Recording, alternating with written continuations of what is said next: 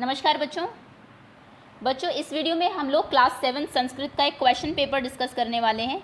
ये केवी का half yearly का क्वेश्चन पेपर है आपका। इस बार वैसे तो ऑनलाइन एग्जाम हो रहे हैं तो सभी केवीज के पेपर डिफरेंट है, बट कहीं ना कहीं पेपर देख के आपको पता लगेगा क्वेश्चन कैसे आते हैं, किस तरीके से आपको अटेम्प्ट करना और आपकी कितनी प्रिपरेशन है। तो मैं कोशिश करूँगी, वैसे तो मेरी संस्कृत बहुत अच्छी नहीं है, पहले मैं बता दूँ मैं संस्कृत टीचर नहीं हूँ, मैं मैथ्स पढ़ाती हूँ, लेकिन स्टिल जितने क्वेश्चंस मुझे आते हैं मैं कोशिश करूँगी मैक्सिमम आपको आंसर बताने की, किस तरीके से आपको करने हैं। ओके, तो चलिए ऑन दैट नोट स्टार्ट करते हैं हम लोग।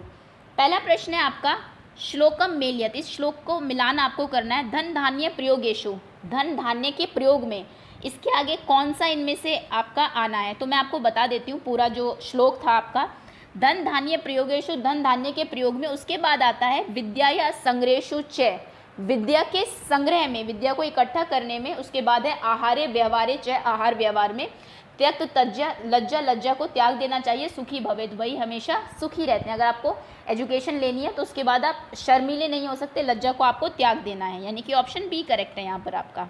ठीक है, थोड़ा सा आप इसमें ऐसे कर सकते हैं, देखिए इसमें एशु लगा है तो अगर आप देखें तो सेम विभक्ति देख लीजिए कहाँ पर लगी है, तो थोड़ा इस तरीके से जनरली तुक्के लग जाते हैं एग्जाम में, लेकिन अगर आप समझ के करेंगे तो ज़्यादा अच्छा रहेगा आपके लिए।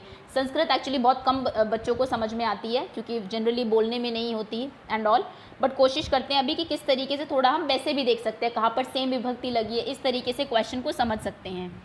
अगला प्रश्न है आपका अधोलिखित गद्यांश पठित्वा प्रश्नान उत्तरत। इस गद्यांश को पढ़ के प्रश्नों को उत्तर देने हैं आपको। ठीक है, चलिए इसको पढ़ने की कोशिश करते हैं क्या कह रहा है ये। एकस्मिन् वने एक विशाल वृक्ष आसीत, एक वन में एक विशाल बड़ा सा वृक्ष था। तस्मिन् अनेके खगा वसंती स्म, उसमें बहुत सारे खग, खग हम बोलते हैं पक्षियों को, वसंती यानी कि बसते थे। एकदा, एक बार, ते अतीव बुभुक्षिता आसन, एक बार वो बहुत ज़्यादा भूखे हो गए। भोजन खादितुम ते इतस्ततः भ्रमति स्म, भोजन खाने के लिए वो इधर उधर, इतस्ततः मतलब इधर उधर भ्रमण करने लगे, घूमने लगे। अंते, अंत में, एकस्मिन् क्षेत्रे, क्षेत्र मतलब होता है खेत, एक खेत में उन्हें तंडुल कणान अपश्यत, उन्होंने तंडुल कण को देखा। अब तंडुल कण किसको कहते हैं ये मैंने संस्कृत में शब्द नहीं सुना है, आप में से किसी बच्चे को अगर पता है तो बाकियों की हेल्प हो जाएगी अगर आप कमेंट सेक्शन में बता सके तंडुल कण किसको कहा जाता है। तो उन्होंने एक तंडुल कण देखा। खगा प्रसन्नतया तंडुलान खादामी खादंती स्म, जो खग थे वो प्रसन्नता से तंडुल कण को खाने लगे। और परंतु जालेन बद्धता अभवन, लेकिन जैसे वो खा रहे थे तो वो जाल में बंद गए, किसी ने जाल बिछा रखा होगा उसके ऊपर उसको डाल रखा होगा। ते सर्वे, वे सभी, जालेन से स्वमित्रम मूषकम उपागच्छन, उन सब जो है जाल के साथ उनका एक मित्र था मूषक, वो तभी वहाँ पर आता है जब वो सब जाल में बंधे हुए थे। मूषक जालम दंते अकृत्यतः, मूषक क्या करता है, मूषक मतलब चूहा, वो जाल को अपने दांतों से काट देता है। अंते, अंत में, सर्व स्वतंत्रता भूतवा अनृत्यन, यानी अनृत्यन, अनृत्यन करना मतलब नाचना, तो अंत में सभी क्या करते हैं, स्वतंत्र होकर, आज़ाद होकर नाचने लगते हैं। ओके, तो ये आपका एक तरीके से पैराग्राफ है कि दोस्तों की मदद करनी चाहिए, एक दूसरे के काम आना चाहिए। चलिए प्रश्न देख लेते हैं क्या है। पहला प्रश्न है खगाना मित्रम क आसित, खग जो थे पक्षियों का मित्र कौन था, कपोत, कबूतर, वृक्ष, जालम या मूषक। तो मूषक, option C correct, D correct है सॉरी आपका। विशाल वृक्ष के वसंती इसमें, बहुत बड़े से वृक्ष पर कौन रहते थे, तो किन की बात हुई है, खगा, पक्षी रहा करते थे। चौथा प्रश्न है खगा किम खादंती इसमें, खग जो है वो क्या खा रहे थे, तो वो खा रहे थे तंडुलान, जिसका मतलब आप मुझे बताने वाले हैं। अगला प्रश्न है मूषक, थोड़ा कुछ आपसे भी सीखने को मिलना चाहिए मुझे, थोड़ी सी संस्कृत मेरी भी अच्छी हो जाएगी। अगला प्रश्न है मूषक है केन जालम अकृत्यत, मूषक ने जाल जो है वो किससे काटा, तो उसने जाल काटा, केन मतलब किसके साथ, दंते, दांतों से। अगला प्रश्न है वेगा इति पदस्य पर्यायम, पर्याय पदम की, जो ये है आपका विहग, इसका पर्याय पद क्या है, विहग मतलब भी पक्षी होता है, इसमें हम देख चुके हैं, खगा मतलब भी पक्षी होता है, यानी कि ऑप्शन ए करेक्ट है आपका।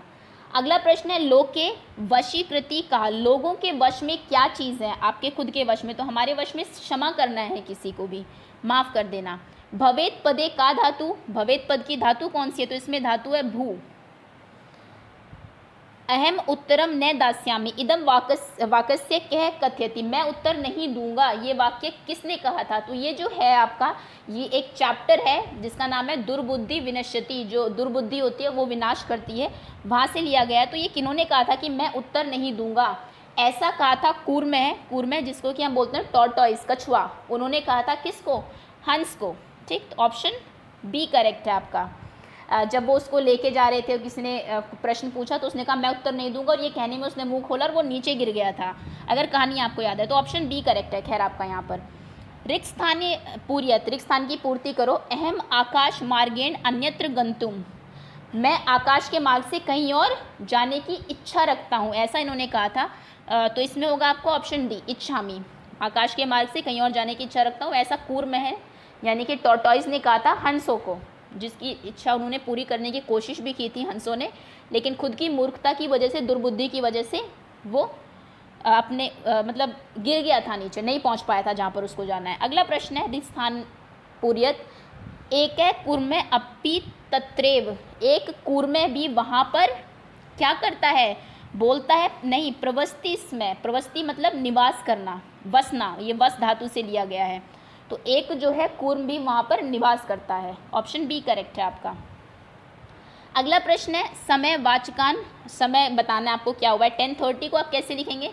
30 को हमेशा 10:30 जैसे आप बोलते हैं, तो संस्कृत में इसको सार्ध बोला जाता है, सार्ध मतलब आधा, और 10 को हम लोग क्या कहते हैं? दशवादनम, तो यानी कि ऑप्शन बी करेक्ट है, सिंपल।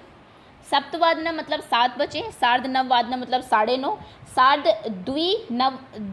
द्वादनवादनम, ये क्या है? ये द्वादश होना चाहिए, द्वादश हम लोग 12 को बोलते हैं, तो ये 12:30 हो गया। अगला प्रश्न है, इसको 28 को बताइए क्या कहेंगे? तो 8 को हम लोग, आपको पता होगा, अष्ट बोलते हैं, 20 को विंशति, तो इसको हम बोलेंगे अष्टविंशति। चत्वारिंशत 40 को बोलते हैं, एकत्रिंशत 31 को बोलते हैं, सप्तविंशति 27 को बोलते हैं, तो यानी कि यहाँ पर आपका ऑप्शन सी करेक्ट है। अगला प्रश्न है 40 को बताइए, चत्वारिंशत मैं बता चुकी हूँ आपको, पंचाशत हम लोग 50 को बोलते हैं, त्रिंशत 30 को बोलते हैं, चतुर्विंशति इसको हम लोग 24 को बोलते हैं, विंशति मतलब 20 और चतुर मतलब 4, तो 4 और 20 यानी कि 24। अगला प्रश्न है रिक्त स्थानों की पूर्ति करिए। मासः डैश भवंती, मास यानी कि महीने कितने होते हैं? 12, 12 को हम द्वादश बोलते हैं, द्वा मतलब 2, दश मतलब 10, तो 2 और 10 यानी कि 12। अगला प्रश्न है अशुद्ध पदम चुनित, अशुद्ध पद चुनिए। गमंती, यच्छन्ति, पृच्छन्ति, धावंती, तो सभी सही है। गमंती कोई शब्द होता ही नहीं है, आपने कभी नहीं पढ़ा होगा, आपने पढ़ा होगा गच्छन्ति, गच्छ धातु होती है, यानी कि ऑप्शन ए करेक्ट है आपका। नेक्स्ट इज वाक्यम पूर्यत, वाक्य की पूर्ति करिए। छात्रा विद्यालय से डैश प्रविशन्ति, छात्रा जो है वो विद्यालय के कहाँ प्रवेश करती है? ऊपर तो नहीं चढ़ेगी, अधः, अंतः, अंतः, अंतः मतलब होता है अंदर, तो यानी कि ऑप्शन डी करेक्ट है आपका। अंत मतलब ऐसे खत्म भी होता है, अंत होना किसी चीज़ का, लेकिन एक अंत है जब आप एक किसी काम उसकी तरह इस्तेमाल करते हैं एडजेक्टिव की तरह, तो इसका मतलब होता है अंदर। अगला प्रश्न है विलोम पद लिखिए। अंत है, जैसा मैंने कहा अंत मतलब होता है अंदर, तो इसका ऑपोजिट हो जाएगा बही, यानी कि बाहर। अगला प्रश्न है कुर्वंती पदे धातु क्या? कुर्वंती पद में क्या धातु है? तो क्री धातु है, क्री मतलब किसी काम को करना।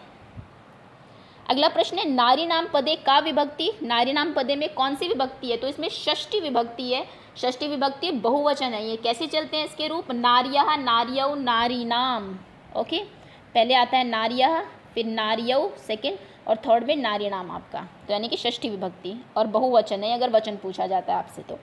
अगला प्रश्न है आप किसी भी एक वचन, एक ईकारांत के वचन याद कर लीजिए, बाकी आपको करने की ज़रूरत नहीं है, वो सभी एक ही तरीके से चलते हैं। अगला प्रश्न है आपका, जैसे अगर इसमें नारी का दिया, मैं नदी का पूछूं तो नदी का हो जाएगा नदी नाम, सिंपल।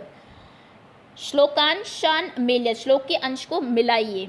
सत्यम बुरियात, प्रियम बुरियात, सच बोलो, प्रिय बोलो, इसके आगे क्या होना चाहिए? देखो इनमें देखते ही पता लग जाएगा आपको, न कदापि सुखी जना, ये सब की बातें, ना बुरियात सत्यम अप्रियम, लेकिन सत्य अप्रिय मत बोलो, है ना, ये एक आपके इसमें श्लोक है। सच बोलो, प्रिय बोलो, लेकिन जो सच अप्रिय हो वो मत बोलो, और जो प्रिय असत्य हो, झूठ है लेकिन बहुत प्यारा लग रहा है, उसको भी मत बोलो। और उसके बाद क्या लिखा हुआ है? इति सनातन धर्म है, यही सनातन धर्म है।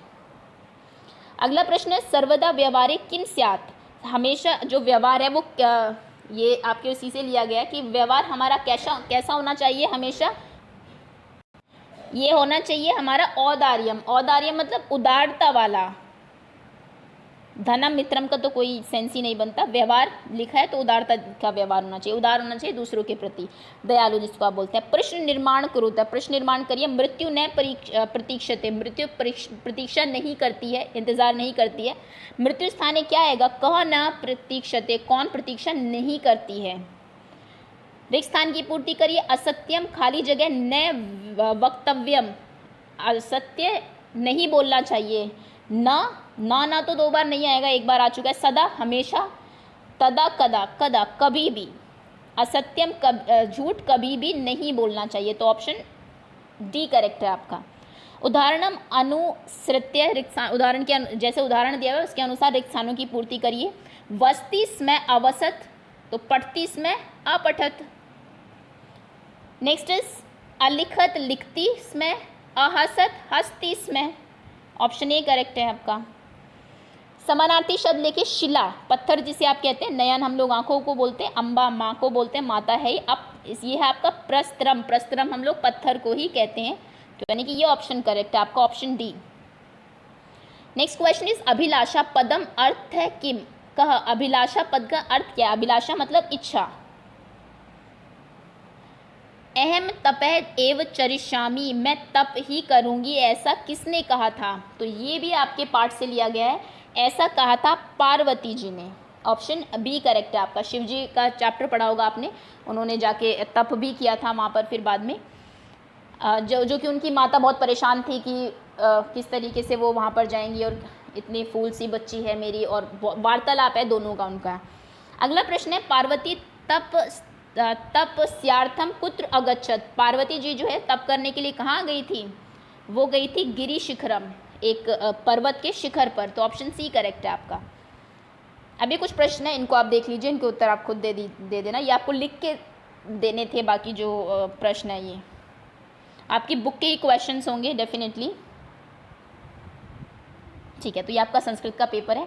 उम्मीद है कहीं ना कहीं थोड़ा सा आइडिया मिला होगा किस तरीके से क्वेश्चंस पढ़ने हैं, कैसे आप थोड़े से आंसर्स कर सकते हैं, ठीक है ना, और कैसे प्रश्न आते हैं। कुछ बुक के भी आते हैं, कुछ आपकी ग्रामर ज़्यादा आती है संस्कृत में, कौन सी विभक्ति है, कौन सा वचन है, एंड ऑल प्रश्न बनाओ, तो ऐसे प्रश्न आपके संस्कृत में आते हैं। सो धन्यवाद आपका बहुत बहुत, एंड जिनका पेपर नहीं हुआ है all the very best for your exam.